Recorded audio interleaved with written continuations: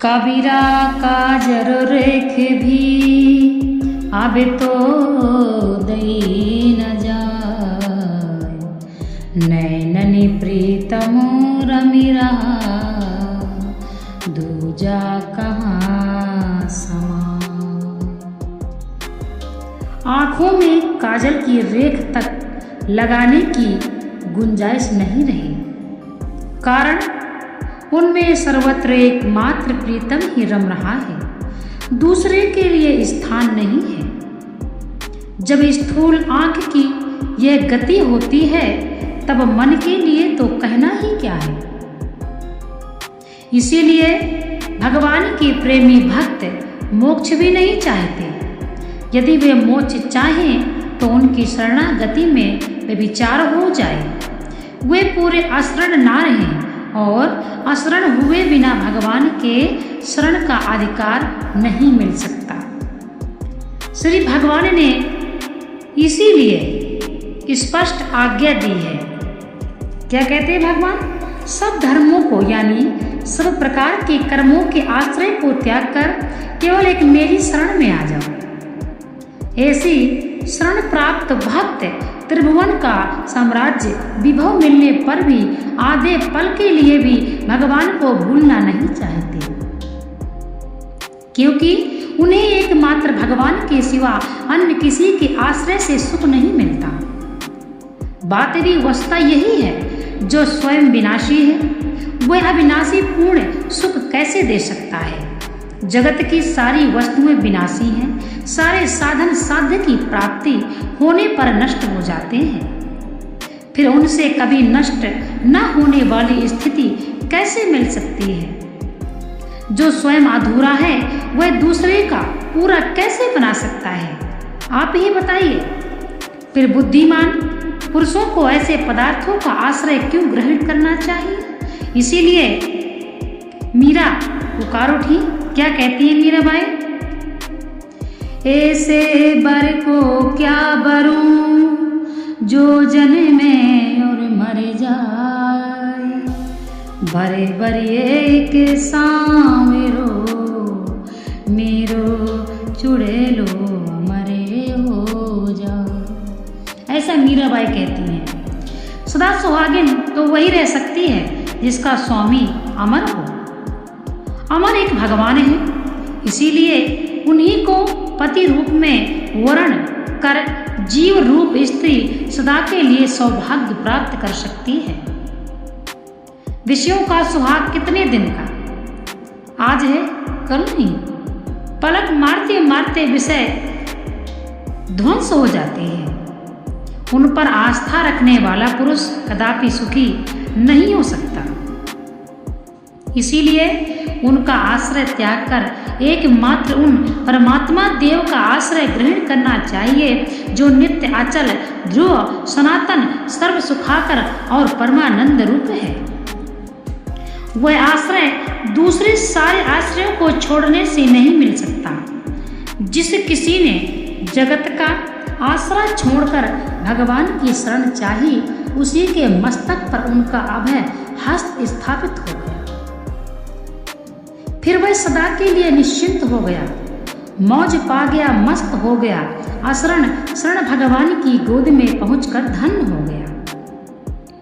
इसके बाद चाहे सारा विश्व बदल जाए, उसको कुछ भी सुख दुख नहीं होता। वह द्वंद्वातीत और नित्य आनंदमय बन गया। स्वामी राम के मतवाले शब्दों में उस प्रेम में डूबे हुए निश्चिंत निर्भय मौजी भक्त की स्थिति।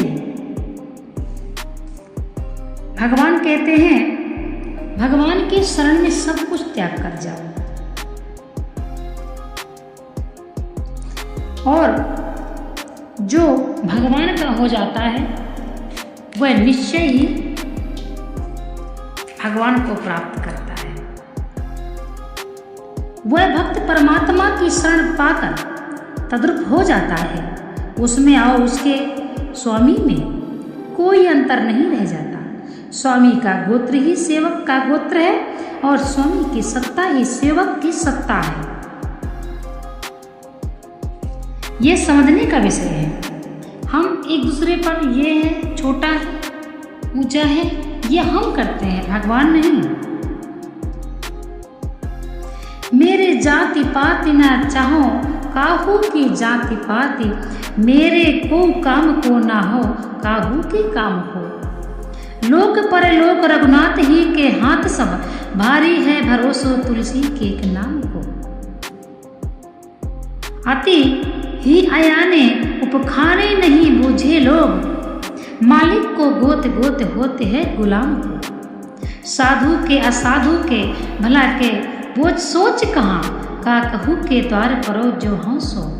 हाँ श्री राम को, मैं जैसा भी हूँ श्री राम का, भगवान का, और सब कुछ त्याग कर भगवान को हम संपूर्ण भाव जब देंगे तभी हमें भगवान प्राप्त हो सकते हैं।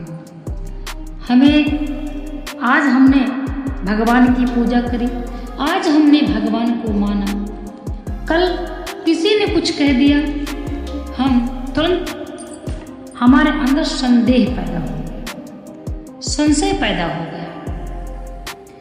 तो अपने इष्ट पर जब संदेह पैदा हो गया तो वह सबसे बड़ा पाप हो गया। जो हमने पूजा किया वो नहीं, जो हमने पुण्य किया वो नहीं, जो हमने भगवान पर संदेह किया वह भी नष्ट हो गया, हमारे जितने पुण्य थे। तो भगवान पर जो अपने इष्ट पर संदेह करता है उसके समस्त पुण्य नष्ट हो जाते हैं। इसीलिए भगवान पर कभी संदेह नहीं करना चाहिए। एको ब्रह्म द्वितीयो नास्ति, ब्रह्म एक है, भगवान एक है, हम सब भगवान के अंश हैं, उसमें संदेह कैसा? मृत्यु अटल है। इसीलिए पूर्ण भाव भगवान को दो। मीराबाई ने अपना पूरा जीवन भगवान को अर्पित कर दिया और इसी प्रकार से अपने जीवन की परवाह भी ना करो। जो कोई पूर्ण भगवान का अर्पित हो जाता है उसका तो पूरा भार भगवान उठाते हैं, उसका दुख सुख भगवान देखते हैं, उसे देखने की आवश्यकता नहीं। मीराबाई के साथ कितना क्या नहीं हुआ। मीराबाई को जहर दिया गया, सर्प दिया गया, पर मीराबाई को क्या हुआ? क्योंकि भगवान उनका भार उठा रखे थे, भगवान कृष्ण उनका भार उठाते थे। इसीलिए जो भगवान का सच्चा भक्त है उसका कितनों भी कोई बलशाली हो कुछ नहीं बिगाड़ सकता। जैसे भक्त प्रहलाद, भक्त ध्रुव, भक्त प्रहलाद सच्ची भावना से विष्णु के भक्त थे।